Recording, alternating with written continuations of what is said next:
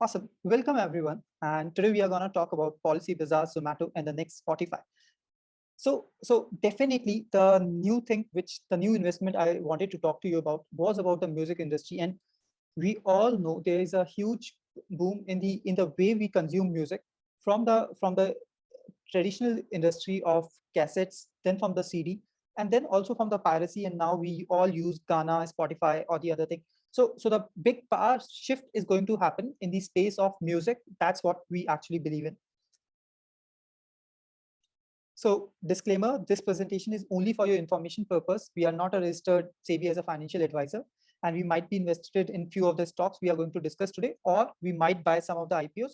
However, use your discretion when you are going to think about whether you want to invest in this particular sector or product or not. Right. So is insurance a global product? What do you think? Is it, do anyone wants to answer? Is insurance is a global product, or is it restricted to some of the countries similar to India or some places? I guess I guess it's global. Like everyone needs it. Okay. Yeah. Okay. As long as there are people. Yeah. Anyone else? Great. So actually, that's not true because insurance is not a global product, and insurance is mostly related to the developing nations. And why so? Because think about it in this way, that insurance is only required when your government is not able to actually support you. In a country like Europe, if something tomorrow happens to me, what will happen is uh, my my education is free, so my students, my kids are taken care by the government. My family doesn't need government is provide is has got a universal insurance for everyone. So if you will see, the number of insurance companies in Europe or US is quite less in comparison to India. So while everyone requires insurance, but to a large extent, the developed nations, the country's economic system has been able to take care of these things in comparison to what is happening in India. So that's why we as Indians do require it in a big way in comparison to the other nations. Great. So what are the stats which we have with us? So the one of the very big stats is there are about 1.3 million people in India. Uh, 600 million are covered by one or the other government scheme, and the 700 millions are covered by either corporate or the individual cover. And understand this particular fact, very important, that Policy Bazaar is targeting someone who definitely earns 10,000 or more in per month from an insurance sector. Because think about it, if I'm earning just 5 or 6,000 rupees of a monthly salary, I would not be able to put 700 or 800 rupees for an insurance sector. So their mass size which they are targeting is someone who earns like 12 to 15,000 per month, who can actually put some of their money for the insurance bit. And that gives them a huge platform where they can find these people. So they still occupy only 7%, and a huge percentages of India population is not covered by insurance. And think about all our companies. My company provides an insurance of 5 lakh rupees a year for both me and my spouse. But a hospital charges an ICU bed today costs somewhere around 18 to 20,000 per day. So what I'm saying is most of these corporate policies are also quite basic. So people who are covered also needs to buy additional insurance policy for them. Now, there was a pre-policy bazaar era. What used to happen was the commission was too high. Uh, like the commission which these all people who were selling insurance business was way too high, and the only way to make money in this business was to mis-sell. That's why a lot of time the claims would not get settled down, and the perception towards insurance got deteriorated because initially there were very few people who are jumping into buy an insurance, and then their insurance claims, their health insurance claims was not getting settled. Simultaneously, these insurance people were selling multiple insurance products, not only like a health insurance or a life insurance. They were selling ULIPs, they were selling all the policies which were combining different factors from an insurance sector. Uh, there was no data which was getting gathered. So the commissioner, the agent would pass only the policy paper, but there was no coverage of the data. And what was happening because of this was there was no proper understanding of the clients also, and the insurance premium was quite high. And I would say right now also, if your parents are at 60 years of age, the insurance premium you have to pay for getting them insured are somewhere around 70 to 80,000 per year, which is a huge amount of money which someone has to pay to an insurance person. And I was talking to my parents, and they were very thinking about that why should we not put this money in an FD and get the commission also, rather than putting the money into the insurance?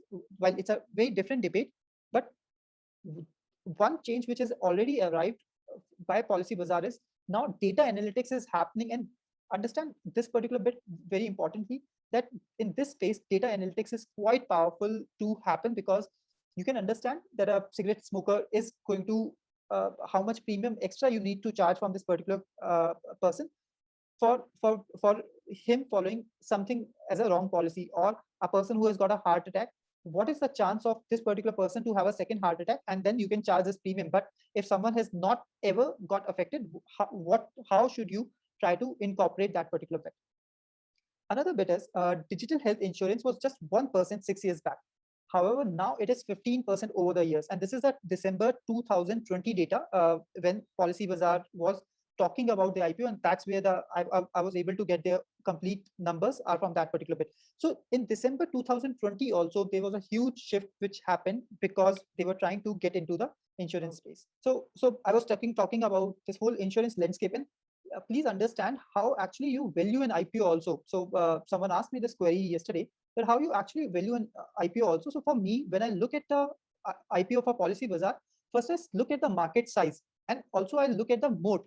Moat is a word which is brought by Warren Buffett, where he says that whether this company actually has something very different which no other company will have. So firstly, let's say LIC insurance companies, or other SBI insurance companies and others, what was happening was they all were traditional channels which they were following. But this is the first company which started using data analytics, using selling all the policies through online. And most importantly, they are aggregators of policies, rather than being selling the policies on their own. So they, to a large extent, want to make this whole ecosystem more friendly, because that's actually makes business of Policy Bazaar boom. Just the statistics, there's 600 million covered by government schemes, 700 millions are corporate or individual. Most of you and I are comes in this 700 million, and these are the people which Policy Bazaar try to target. Now there's a pre-Policy Bazaar era where only 6% was covered, 1% was covered 6 years back, and this percent in December 2020 has moved to 15%. And I can assure you, and you all would have seen, we all have suffered somewhere or the other in our families due to COVID, and a lot of our perception has now moved ahead, that we all need to have some insurance policy with us if going forth. And I was also telling you about that one very big change has already arrived, that data analytics has been started using, yet the policy rates in India are still quite high. And I believe in the next 5 or 7 years, you will see these insurance rates coming down. And this is like a wheel circle, that moment the policy rate starts coming, more and more people will start jumping. And as more and more people start jumping, these insurance rates will start, premium will start coming down, and this will increase the market size. And it would not be a single player who will benefit, but for sure an aggregator will benefit, because the whole ecosystem is gonna get improved. So for me, to understand IPO, the whole understanding of the market is very important. That firstly, is there any value for me to really understand this business also or not? Now it's India's largest insurance marketplace. So there's actually no other insurance. And today also, if you think about this particular, that you have to buy an insurance, you might buy it from a local vendor, yet you will definitely go and check the prices and all the things on the Policy Bazaars. They actually say that today all the agents also tell them that for authenticity, if you want to check that what I'm offering is correct, you can go to Policy Bazaar and check all the details over there. And I think that's a huge part moat which someone can create, that they are being talked about as a credibility bit. So it's India's largest insurance marketplace. They have got 120 million visitors yearly, and this accounts for nearly 25% of India's life cover and accounts for 7% of India's retail health business. So these are the stats of December 2020. Understand this will go, this would have increased now somewhere to 2 or 3%. So please keep that in mind. Policy Bazaars work with 46 insurance companies, and the total insurance companies in India is 53. This is mind-boggling. So they, if tomorrow you need to buy an insurance, they have got all the insurance players which are available. So there is no discrepancy in terms of that this player is not available or that player is not available. And actually think about it. When 46 players is present on an aggregator, the left out 7 players would actually think that we also need to be there, or they are very small, or the challenge would be really tough for them to get on this particular platform because of the margins or something. But I think 46% is somewhere around 90 above 85% market share, which is a huge good percentage for any aggregator. Yatish Dahiya is the CEO, which comes from IIM Bangalore. So Yatish Dahiya is a CEO who comes from IIM Bangalore, and I think another bit which I look when I look at an insurance sector is, or any IPO is, who are the people who are running the show. So one formula which people will see me talking is quality, growth, longevity, and then the price. So a lot of times we make the error, we actually go on the price on the first instance कि अच्छा इसमें पैसा बनेगा या नहीं बनेगा. But the reality is, if you really have to understand any business, you need to first understand whether this particular business has the quality and growth potential which it can grow over time. Finally, around 1 million policies get sold every month, which is quite a good amount of number, which when I see about the insurance sector. The mode of Policy Bazaar is they have uses of data, and they have data from 2008 of insurance industry. Motor insurance, life and health insurance are their big segment. And understand this thing, they are not selling any of the mis-sell products. So they say ULIP still gets sold, but it is only 2 or 3% of their product. ULIP is a combination of insurance and other bits. So what they are saying is, we sell most of the basic insurance products on our platform. And they recently started selling in UAE. Can anyone guess why they have been selling in UAE now? Because of like the usual conflicts in the Middle East or something. Like UAE is always on like sort of steps with Israel and like other countries around. So maybe that's the reason. So right. So what I would say is that's a good guess. Others want to guess? And please, let's make it interactive. So you actually don't learn from seeing things. You actually learn by asking questions. So and try to guess why UAE they have picked as the first international market where they are selling. So they are present in other markets also, but UAE is very highly depicted in their prospectus. So Prashant, one question. So in UAE also they are direct to consumers only, like it's B2C over there. So it's not like companies are buying insurance. Yeah. So it's individuals itself. So let me tell you. So UAE is one market where we have got a lot of Indians present, people going from Kerala and other people for the job opportunity. And think about it, they go in the young age, they earn quite decent wages. So these people would be earning in India 10,000, but when they go to UAE, the salaries increases 5x to 50,000, 80,000 or somewhere. They come back to India when they are 40 or 45, and they are saying that these people now have understood the policy, the importance of insurance in a country like India in comparison to Dubai or other places. So these people are much more advanced. They have seen what the way insurance works, and they are very much active in buying it. And the beauty of a player like Policy Bazaar is they're able to sell their policies digitally, so they don't need to put their offices and other bits. They can just find the data, and they have got a lot of data from 2008 and able to call these people and help them understand the power of insurance when they will come back to India. So I think this UAE is the first market which they are tapping in a very big way. But it just shows me this. First, India is a very big market. The moment the premium rate starts falling, the amount of people who are going to enter is going to be huge. And simultaneously, the market is not only India, but other countries where people of India migrate only for the job purpose, and they come back during their old age. Please understand, again, what I said in the start, countries like Europe and US are not that great market because there the governments are providing a lot of support. So people would be hesitant to buy our insurance on their own money. But in countries like India, it's a sad story, but we all do need a high premium insurance for all of us.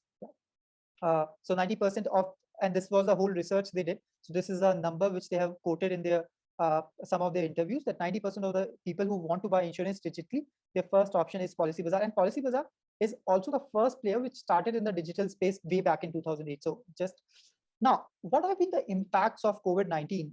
So there has been an upsurge of 30% over last year.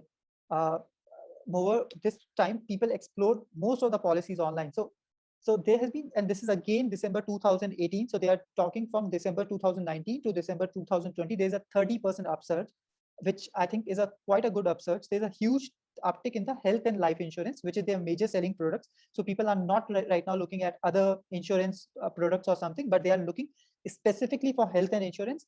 For the insurance move to push to a pull strategy. So till now, Policybazaar would push that, so you should buy an insurance policy. But what they're telling is, for the first time, customer queries has increased to a drastic stage that they are calling this as, now people want insurance policy in comparison to that we want to sell them the insurance policy.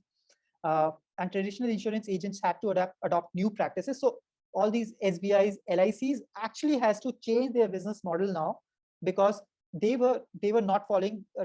For example, LIC still has the biggest manpower on ground to sell their insurance policy, and most of you would also know someone or in your family or in your father's family who was a LIC agent, must be doing great or whatever. But LIC used to rely a lot on these people, and with the COVID, a lot of this particular system has crashed completely.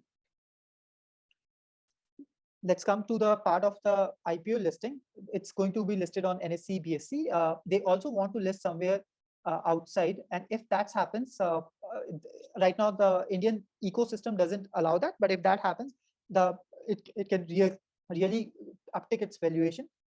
It will list itself in September to October, so that's where this IPO you can expect.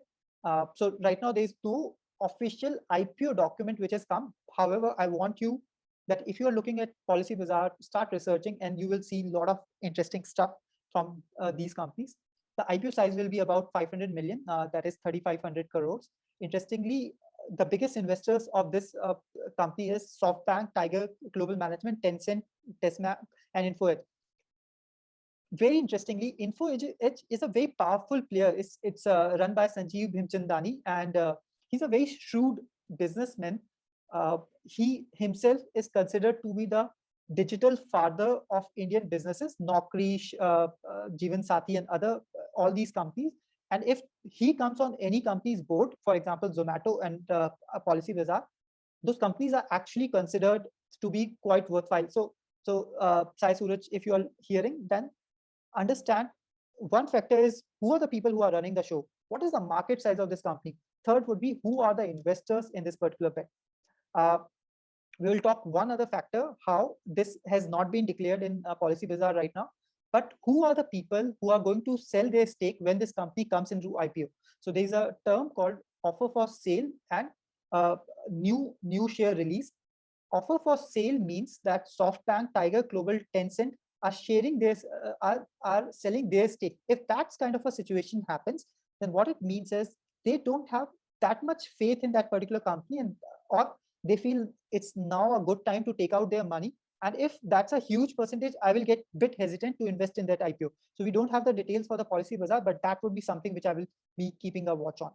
Some of the risk challenges which I see is, while they have been in the space from 2008, yet if you see, they have been a North India or a Hindi belt insurance provider. They have some success in Kerala and other places, but to a large extent, they have not been able to tap South India market till now.